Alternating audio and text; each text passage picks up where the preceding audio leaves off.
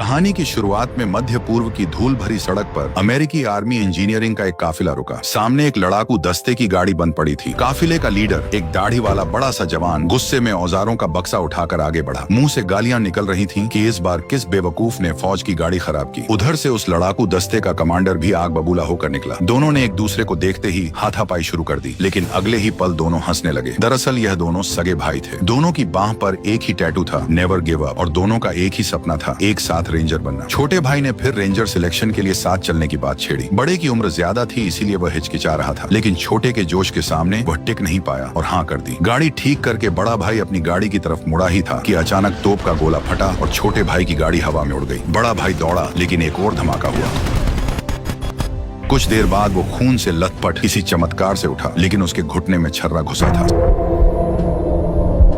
साथ ही सैनिकों के चिथड़े चारों तरफ बिखरे थे। फिर उसकी नजर जमीन पर पड़े अपने भाई पर गई, जिसमें अभी भी एक सांस बाकी थी। अचानक बड़ा भाई इस बुरे सपने से जाग उठा। ये यादें 2 साल पुरानी थी। अभी वो रेंजर ट्रेनिंग बेस की तरफ जाती गाड़ी में बैठा था। उसने खुद सिलेक्शन के लिए अप्लाई किया था। बेस पर सभी सैनिकों को नंबर दिए गए। इस स्पेशल फोर्स में किसी का नाम नहीं होता, बल्कि उन सभी का अपना नंबर होता है। जब बड़े भाई की बारी आई तो अफसर ने देखा कि यह बाकी सबसे उम्र में काफी बड़ा है। फाइल में दर्ज था कि इसने 2 साल में कई बार रेंजर बनने के लिए अप्लाई किया था। अफसर ने सोचा इसे ग्रुप लीडर बनाना चाहिए, लेकिन उसने साफ मना कर दिया। अफसर एक पल के लिए हैरान रह गया और उसे नंबर दे दिया 81। सार्जेंट मेजर ने सभी को इकट्ठा किया और बताया 8 हफ्तों की चयन ट्रेनिंग होगी। जो बचेंगे वही मैदान की लाल लकीर पार करके असली रेंजर बनेंगे। अगले दिन से ट्रेनिंग शुरू हुई। अलग अलग यूनिट से आए सैनिकों की हर रोज कठोर और थकाऊ कसरत होती। हर हफ्ते कई लोग छक जाते और बचने वालों से और जान निकाल देने वाली ट्रेनिंग करवाई जाती। 81 ने शुरू से दम दिखाया। पानी के नीचे सांस रोककर चलना, कीचड़ में रेंगना, बोझ उठाकर दौड़ना, हर जगह वो पहले नंबर पर रहा। लेकिन साथियों को जल्द एहसास हुआ कि यह 81 नंबर वाला कुछ अलग किस्म का इंसान है। वह कभी किसी के साथ नहीं चला, खाना भी हमेशा अकेले एक कोने में खाता था, जैसे कोई माहिर खिलाड़ी हो जो ऐरे गहरे लोगों को भाव नहीं देता। लेकिन जल्द ही राज खुला। एक शूटिंग ट्रेनिंग के दौरान अफसर ने पूछा कि किन लोगों ने असली जंग देखी है। बहुतों ने हाथ उठाए, लेकिन एक एक से पूछने पर पता चला कि सब सिर्फ बैटल ट्रेनिंग तक ही रहे थे। अब अफसर 81 के सामने आया और उसने जवाब दिया तो स्पार्टा का नाम सुनते ही सबके चेहरे पर हैरानी आ गई। अफसर भी चुप हो गया। कुछ देर सोचता रहा, फिर बिना कुछ कहे मुड़कर चला गया। दरअसल 2 साल पहले स्पार्टा नाम के लड़ाकू दस्ते पर तालिबान ने घात लगाकर हमला किया था और पूरी टीम का सफाया कर दिया था। 81 उस हमले का इकलौता सर्वाइवर बचा था। इसी के लिए उसे सिल्वर स्टार मेडल भी मिला था। जब साथी आपस में खुसुर फुसुर कर रहे थे तो टीवी पर एक खबर आ रही थी कि एक एस्टेरॉयड धरती की तरफ बढ़ रहा है। किसी ने ज्यादा ध्यान नहीं दिया। ट्रेनिंग और कड़ी होती गई। युद्ध के फेक सीन्स का अभ्यास शुरू हुआ। बचे हुए सैनिक तेजी से मांझे जा रहे थे, लेकिन बारूद और धमाकों के संपर्क में आने से 81 का मानसिक जख्म और गहरा होता जा रहा था। देखते देखते आखिरी हफ्ता आ गया। उस दिन बोझ लेकर पानी के नीचे सांस रोककर चलने का टेस्ट था। एक एक करके लोग हार मानकर ऊपर आने लगे, लेकिन 81 अभी भी नीचे था। मुंह से बुलबुले निकल रहे थे, फिर भी वह नहीं रुका। उसे याद आया 2 साल पहले वो गंभीर रूप से घायल छोटे भाई को पीठ पर उठाकर टूटे घुटने के साथ कई किलोमीटर पैदल चला था। बेस तक पहुंचता तो भाई बच जाता, लेकिन तभी पानी के अंदर बेहोश हो चुके 81 को साथियों ने ऊपर खींचा। वह लगभग मौत के करीब पहुंच गया था। अफसरों ने यह देखा और 81 को अकेले ऑफिस में बुलाया। वह उसकी पुरानी फाइल देख चुके थे। जनरल को साफ दिख रहा था कि इस सैनिक में मानसिक घाव हैं और यह किसी के साथ घुलता मिलता भी नहीं, चाहे 81 के नंबर कितने भी अच्छे हों। लेकिन अफसर उसे रखना नहीं चाहते थे। मेडल की इज्जत में जनरल ने उसे खुद ही हटने के लिए कहा, लेकिन 81 ने साइन करने से मना कर दिया। उसे रेंजर बनना ही था। जनरल के माथे पर बल पड़ गए, क्योंकि अब उसे कोई और रास्ता निकालना पड़ेगा इस अड़ियल जवान को यहाँ से हटाने का। 8 हफ्ते पूरे हुए। अब बचे हुए सैनिकों को उंगलियों पर गिना जा सकता था। अब उनके सामने आखिरी और सबसे कठोर परीक्षा थी, जिसका कोड नेम था डेथ मार्च। इसे पार करने वाले ही रेंजर बनने वाले थे। अब कहानी यहाँ से और भी खतरनाक मोड़ लेती है, क्योंकि सैनिकों को लग रहा था कि बस यह आखिरी टेस्ट पार करते ही वे असली रेंजर बन जाएंगे। इसलिए सभी जोश में थे और उन्हें लग रहा था कि अब सफलता उनसे ज्यादा दूर नहीं है। लेकिन उन्हें बिल्कुल अंदाजा नहीं था कि आगे जो होने वाला है वह किसी ट्रेनिंग का हिस्सा नहीं, बल्कि असली मौत का खेल बनने वाला है। डेथ मार्च नाम का यह आखिरी मिशन बेस के पास मौजूद पहाड़ी इलाके में रखा गया था, जहाँ टीम को दुश्मन के इलाके में गिरे एक फाइटर जेट को ढूंढकर उसे उड़ा देना था, ताकि वह गलत हाथों में न जाए। हालांकि यह सब सिर्फ एक सिमुलेशन बताया गया था और सभी सैनिकों को खाली गोलियों वाली बंदूकें दी गई थी, ताकि वे इसे सिर्फ ट्रेनिंग समझकर करें। लेकिन जैसे ही मिशन शुरू हुआ, सीनियर अफसर ने टीम लीडर का नाम घोषित किया और सब हैरान रह गए, क्योंकि लीडर 81 को बनाया गया था, जो अब तक सबसे अलग थलग रहता था। साफ था कि अफसर जानबूझकर उसे इस दबाव में डालना चाहते थे ताकि वह टूट जाए। लेकिन 81 ने बिना कुछ कहे जिम्मेदारी संभाल ली। टीम को एक ब्लैक हॉक हेलीकॉप्टर के जरिए पहाड़ों के बीच एक खतरनाक जगह पर उतारा गया, जहाँ चारों तरफ गहरी खाई ऊंचाइयां और घना जंगल था और यहीं से डेथ मार्च की शुरुआत हुई। 81 ने तुरंत दिशा तय की और पूरी टीम को साथ लेकर रात भर पहाड़ों और जंगलों के बीच से आगे बढ़ता रहा। थकान से चूर होने के बावजूद कोई रुका नहीं, क्योंकि सबको पता था कि यह आखिरी मौका है। काफी लंबा सफर तय करने के बाद जब वे टारगेट के करीब पहुंचे तो नंबर 7 की सलाह पर उन्होंने थोड़ी देर के लिए आराम किया और उसी दौरान 81 पहरे पर बैठा था। तभी अचानक एक अजीब सी आवाज और झटका महसूस हुआ, जिससे सब चौंक गए। लेकिन उन्होंने सोचा कि शायद यह ट्रेनर्स का बनाया हुआ कोई डराने वाला इफेक्ट है, ताकि उनकी हिम्मत टेस्ट की जा सके। सुबह होते ही टीम आखिरकार उस लोकेशन पर पहुंची जहां एक अजीब डिजाइन वाला एयरक्राफ्ट पड़ा था, जो देखने में किसी फ्यूचर टेक्नोलॉजी जैसा लग रहा था। सभी को लगा कि यही उनका टारगेट है, बस इसे उड़ाते ही मिशन का पहला हिस्सा पूरा हो जाएगा। लेकिन तभी टीम के एक सदस्य ने बताया कि जीपीएस के हिसाब से लोकेशन कुछ 100 मीटर और आगे है और सबसे बड़ी समस्या यह थी कि उनका कम्युनिकेशन सिस्टम भी बंद हो चुका था, जिससे वे किसी से संपर्क नहीं कर पा रहे थे। इसके बावजूद 81 ने फैसला लिया कि समय बर्बाद करने का कोई फायदा नहीं है, इसलिए उन्होंने टीम को 2 हिस्सों में बांट दिया। एक टीम बम लगाने के लिए आगे बढ़ी और दूसरी टीम ऊपर से निगरानी करने लगी, ताकि अगर ट्रेनर्स हमला करें तो वे तैयार रहें। जब सभी लोग अपने काम में लगे थे तभी 81 को पीछे जंगल में कुछ चमकता हुआ दिखाई दिया। उसे शक हुआ और उसने नंबर 7 को रोककर खुद अकेले उस तरफ जाने का फैसला किया। जैसे ही वह वहां पहुंचा उसने देखा कि असली क्रैश हुआ फाइटर जेट तो वहां पड़ा है, यानी जो उन्होंने सामने देखा था वह असली टारगेट ही नहीं था। लेकिन तब तक बहुत देर हो चुकी थी, क्योंकि दूसरी टीम ने बटन दबा दिया और उस अजीब से एयरक्राफ्ट में जोरदार धमाका हो गया। लेकिन धमाके के बाद जो हुआ उसने सबकी रूह कपा दी, क्योंकि उस मशीन को जरा सा भी नुकसान नहीं हुआ, बल्कि वह खुद खड़ी हो गई और अचानक एक्टिव होकर आसपास मौजूद इंसानों को स्कैन करने लगी। ये कोई साधारण मशीन नहीं, बल्कि एक घातक AI वॉर मशीन थी, जिसने इंसानों को पहचानते ही तुरंत उन पर हमला शुरू कर दिया। गोलियां और मिसाइलें बरसने लगी। 81 भागते हुए वापस गया और उसने तुरंत एक महिला सैनिक को धक्का देकर बचाया। फिर सभी को लेकर वहां से भागने लगा। लेकिन भागते भागते वे एक खतरनाक चट्टान के किनारे पहुंच गए, जहां आगे कोई रास्ता नहीं था। तभी आसमान से एक धातु का गोलाकार बम उनके बीच गिरा, जो कुछ ही सेकंड में खुलकर लाल रंग की रोशनी छोड़ने लगा और फिर जोरदार धमाके के साथ फट गया। इस विस्फोट ने सभी सैनिकों को खाई की तरफ उछाल दिया। लोग लुढ़कते हुए नीचे गिरने लगे। कोई चट्टानों से टकराकर वहीं मर गया तो कोई पेड़ों की नुकीली टहनियों में फंस गया। 81 भी बुरी तरह गिरकर नीचे पहुंचा और उस पल उसे 2 साल पहले का वह हादसा याद आ गया, जब उसने अपने साथियों को खो दिया था। लेकिन इस बार वह टीम लीडर था और उसे हार मानने की इजाजत नहीं थी। उसने दर्द सहते हुए अपनी टूटी हुई उंगलियों को सीधा किया और घायल सैनिकों को संभालते हुए उन्हें एक जगह इकट्ठा किया। अब टीम बुरी तरह टूट चुकी थी। नंबर 7 ने सुझाव दिया कि उन्हें तुरंत हेडक्वार्टर से संपर्क करना चाहिए, इसलिए 81 खुद वापस ऊपर रेडियो लेने गया। लेकिन वहां का नजारा और भी खौफनाक था। हर जगह लाशें बिखरी थीं और रेडियो भी नष्ट हो चुका था। तभी उसने देखा कि एक जिंदा सैनिक अभी भी सांस ले रहा है। वह उसकी मदद के लिए बड़ा ही था कि तभी वह खतरनाक मशीन वहां आ गई। उसने उस सैनिक को स्कैन किया और बिना किसी दया के उसे मार डाला। फिर जमीन पर पड़े पैरों के निशान को स्कैन करके बाकी बचे लोगों की तलाश शुरू कर दी। 81 ने एक और अहम चीज नोटिस की कि हर अटैक के बाद उस मशीन के सिर से भाप निकलती है, जैसे कि वह खुद को ठंडा कर रही हो। यानी यही उसकी कमजोरी हो सकती थी। लेकिन अभी उनके पास लड़ने का कोई मौका नहीं था। स्थिति को समझते ही 81 तुरंत वापस अपनी टीम के पास भागा और सबको वहां से निकलने का ऑर्डर दिया। उसके कहने पर सभी सैनिक रस्सियों के सहारे नीचे उतरने लगे। एक सैनिक आखिर में रुका ताकि घायल नंबर 7 को नीचे भेज सके। नीचे खड़ा 81 उसे पकड़ने के लिए तैयार था। लेकिन तभी उसने देखा कि उसका कंपास तेजी से घूमने लगा है और उसे समझते देर नहीं लगी कि वह मशीन उनके पीछे आ चुकी है। ऊपर खड़े सैनिक के पीछे अचानक वह विशालकाय मशीन प्रकट हो गई और अगले ही पल नंबर 7 नीचे गिर पड़ा।